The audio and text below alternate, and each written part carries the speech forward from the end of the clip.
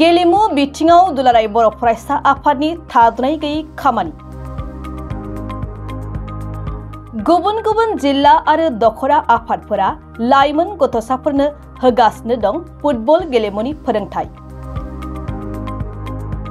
बेबायदिनो बड'फा गेजेटियारि सोलायनाय मावथांखिखौ बिथा खालामनानै सा दिखियाजुलि दखरा एबसुआबो बेसेन नाङै 13 बोसोर सिंनि हौवासा आरो हिनजावसाफोरनि जोलुर गेलेनाय फोरोंथाय मावबादाखौ थांनाय सानखालि बाथासिपुर मिलन गेजेर आरो गोजौ फरायसालिनि गेलेग्रा फोथाराव बेखेवबाय।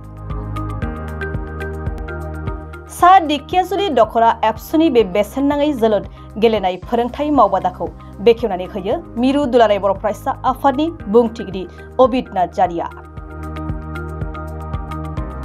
बे समाव एबसुनि बुंथिगिरि अबिद नार्जारिया खौरां बिजोंनि गेजेरजों मा फोरमायखो खोनासंदो।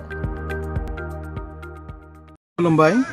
बड'फा गेजेटियारि सोलायनाय मावथांखि एबा बड'फा मिशन फर सास्टेनेबल चेन्जखौ बिथा खालामनानै सा दिखियाजुलि दखरा दुलाराय बर' फरायसा आफादा देग्लायनि बेसेन नाङै जि 13 बोसोर बैसो सिंनि हिनजावसा आरो हौवासाफोरनि जोलुर बादायलायनाय बिनि मावबादाखौ दिनै बाथासिपुर मिलन गोजौ आरो गेजेर फरायसालिनि गेवलां गेलेग्रा फोथाराव दिनैनिफ्राय जागायबाय। जोबोद गोजोनथावना बाथ्रा सा दिखियाजुलि दखरा दुलाराय बर' फरायसा आफादा दुलाराय बर' फरायसा आफादनि जि मोनसे गेदेरथार मिशनखौ लानानै बिथांमोना थांनाय माखासे गोलाव बोसोरनिफ्रायनो बेबायदि हाबाफारि लाबोनो हादों आरो बेबायदि हाबाफारि लानानै गुबुन गुबुन ओनसोलाव जाफुंसारनाय बायदिनो सा दिखियाजुलि दखरा दुलाराय बर' फरायसा आफादनि आवथायाव थानाय नैबे बाथासिपुर ओनसोलावबो दिनै बे हाबाफारिनिफ्राय जोबोद जाफुंसार जानो हादों। मानो होननानै बुङोब्ला मोनसे समाव गुबुन गुबुन ओनसोलनि बायदि ओरैबायदि थासारि फैबायमोन जेराव नोङो उन्दै गथ'फ्राबो स्मार्टफन लानानै गेम गेलेनायाव बिराद गोसो होयोमोन। फरायसालियाव मालाबा थांनो गोसो जालामोन बिथांमोना। दा दुलाराय बर' फरायसा आफादा थांनाय 2022 मायथाइनिफ्राय 13 बोसोर बैसो सिंनि जोलुर बादायलायनाय जि बे होनायनिफ्राय दिनै बाथासिपुर ओनसोलाबो जोबोद मोजां जादों। दिनै फरायसाफोरखौ फरायसालियाव थि टाइमावनो थांबाय थानायखौ नुनो मोन्दों आरो बिथांमोना फरायसाफ्रा फरायसालियाव थांखांनायनि उननिफ्रायनो फ्रि समाव बिथांमोना आखायाव फुटबल लानानै दिनै फिल्डआव गेलेनायखौ नुनो मोननाय जादों आरो बे दुलाराय बर' फरायसा आफादनिबो जाफुंसारनाय नङा, बे सारा बर' माहारिनि थाखायनो बे जोबोद गेदेरथार जाफुंसारनाय। बेखायनो फैबाय थानाय समाव जे बर' हारिनि साफ्रोमबो बिमा बिफाफ्रा आरोबाव गुन गोनां सोलोंथाइ लाहोनायजों लोगोसे गाव गावनि गथ'फोरखौ बेबायदिनो गेलेनायावबो बबे मोनसे बिथिङाव इन्टारेस्टेड बै गथ'फोरखौ सायख'नानै गावबा गाव बिमा बिफाया जेन जे दुलाराय बर' फरायसा आफादनि बोसोरफ्रोमबो खुंबोनाय 13 बोसोर बैसो सिंनि हौवासा आरो हिनजावसाफोरनि जोलुर बादायलायनायाव जे बाहागो लाहैयो आरो बिनि थाखाय जि दखरा एबसुआ जेरावखि जाया जि बेसेन नाङै फोरोंथाय मावबादा दं बेबायदि फोरोंथाय मावबादायाव जे बाहागो लानो थाखाय गावबा गावनि गथ'फोरखौ खाबु होयो। जों नुनो मोन्दों बेवहाय माखासे हिनजावसाफोरबो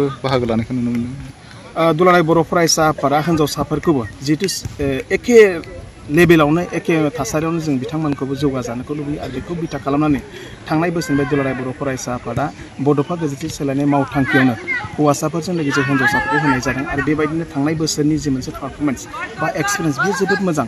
हौवासाफ्राबो जेरैबायदि जोनो हायो हिनजावसाफ्राबो बिराद बेबायदिनो एखे थासारियावनो बिथांमोनाबो बाहागो लानो हायो बा मोजाङै पारफरमेन्स खालामनो हायो। बेखायनो देग्लाय सा दिखियाजुलि दखरा दुलाराय बर' फरायसा आफादा मिरु दुलाराय बर' फरायसा आफादनि बिथिं बायदियैनो जे उन्दै 13 बोसोर बैसो सिंनि हिनजावसाफोरखौबो फरायसाफोरखौबो दिनै बेबायदि फोरोंथाय मावबादा होनानै फैबाय थानाय दुलाराय बर' फरायसा आफादनि 13 बोसोर बैसो सिंनि हिनजावसाफोरनि जे जोलुर बादायलायनाय जानो थांगासिनो दं बेयाव बाहागो लानो थाखाय बिथांमोना जेरै थागथियारि जानानै दं। बे समाव बिथांमोननि थाखाय इयुनाव माबाफोर राहाफोर जायो? दुलाराय बर' फरायसा आफादा नैबे 13 बोसोर बैसो सिंनि जोलुर बादायलायनाय जिखिनि गेलेगिरिफोर ओंखारगोन बे गेलेगिरिफोर ओंखारनायखौ मोनसे मोजां थासारियाव दोननो थाखाय थांनाय दुलाराय बर' फरायसा आफादनि जमदुवाराव जानाय जि स्पेसियेल कनभेनसन बिनि गेजेरजों बड'फा एफसि मुङै मोनसे एफसि दानानै लानाय जाबाय आरो बे एफसिया दिनै थांनाय बोसोराव गिबि खेबनि थाखाय आसामनि जनाव चिरां जिल्लायाव जन ओइचआव जानानै गेलेबाय आरो दिनै बड'फा एफसिया मोनसे मोजां थासारियाव दं आरो फैबाय थानाय समाव स्टेट वाइजै गेलेनायाव जोंनि बड'फा एफसियाबो बाहागो लागोन आरो बेजोंनो जों ओरैबायदि मोनसे प्लेटफर्म दिनै बर' हारियाव होनो नागिरदों दुलाराय बर' फरायसा आफादा जे जायखिनि बोसोराव मोजां गथ'फोर ओंखारगोन एक्सेलेन्ट गथ'फोर ओंखारगोन आरो बै मोजां गथ'फोर ओंखारनाय फरायसाफोरखौ जोङो बड'फा एफसियाव लांनानै बिथांमोनखौ जोङो आइ लिग लेभेलाव आन्डार 13 उनाव आन्डार 15 आन्डार 17 आन्डार 19 आरो मुलुग लेभेलाव गेलेनो हानाय थाखाय जों बिथांमोनखौ खाबुखौ होनाय जागोन आरो बेबायदिनो फैबाय थानाय खम समनि गेजेरावनो भारताव जि मोनसे आइ लिग जाबाय थायो बे आइ लिगावबो जे बड'फा एफसिया बाहागो लागोन आरो बेनि थाखाय दुलाराय बर' फरायसा आफादा दिनै खामानि मावबाय थानाय जादों।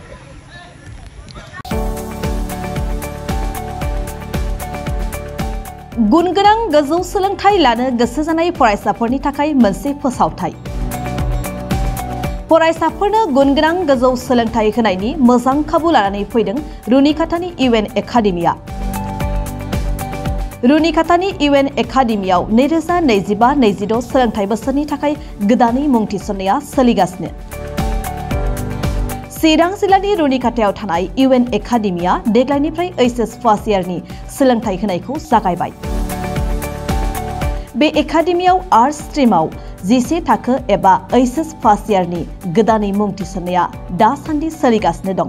रोंगौथि गोनां फोरोंगिरिनि फोरोंथाइ होनाय आरो सोलोंथाइनि गासै गोनां खाबुफोर थानाय बे एकाडेमियाव गुन गोनां सोलोंथाइ होनायजों लोगोसे हौवासा आरो हिन्जावसाफोरनि थानायनि थाखाय आलादा आलादायै साखोन सिखोनै हस्टेलनि खाबु दं।